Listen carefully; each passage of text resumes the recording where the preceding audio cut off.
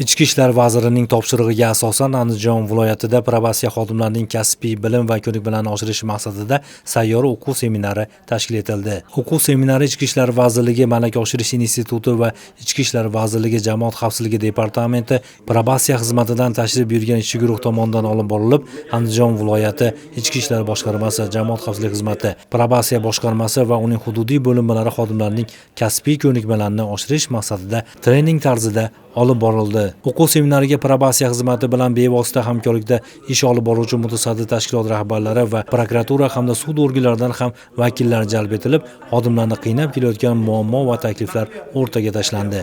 3 kunlik o'quv seminari yakunida xodimlar olgan bilim va ko'nikmalarni test rejimida topshirishib, namunali topshirganlarga maxsus sertifikatlar taqdim etildi.